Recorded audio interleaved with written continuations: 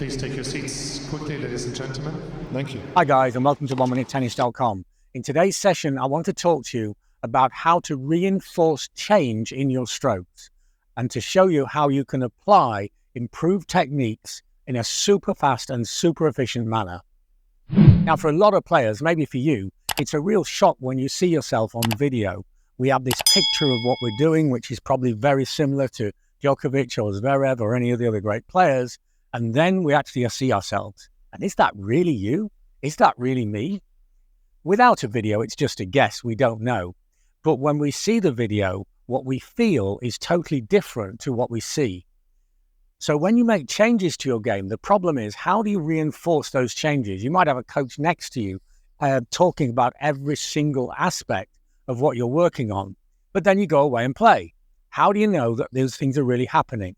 Because if you had no idea what was actually happening in your stroke until you saw the video, then how do you know that the changes are going to be implemented?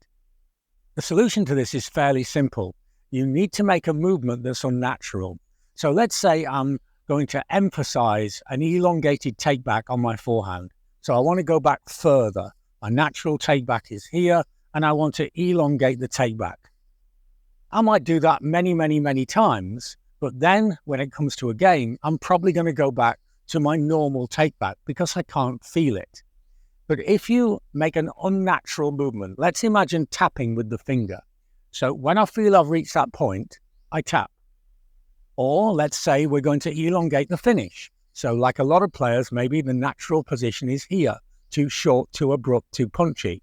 But now I'm working on elongating that finish.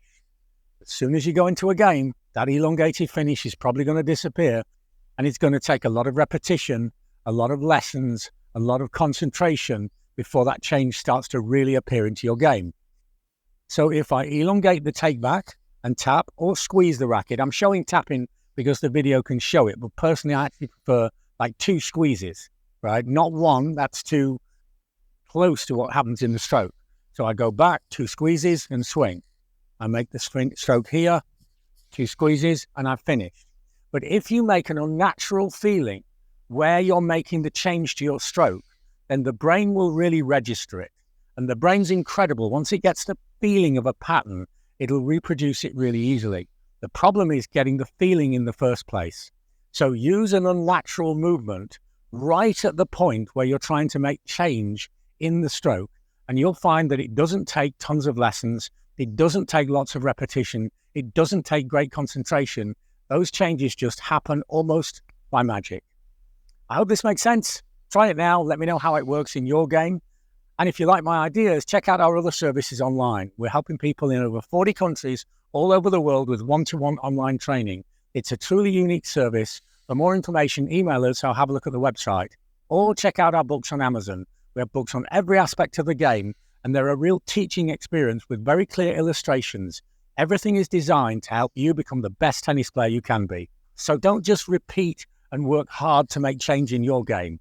Make an unusual movement, make an unusual feeling, and you'll feel the change. And remember, the language of the body is feeling. The language of the mind is words. Don't learn with the language of the mind. Learn with the language of the body, and you'll have more successful, more efficient, and better strokes.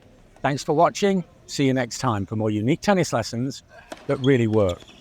Use that for now. 6 flat, 6 flat, 6 out.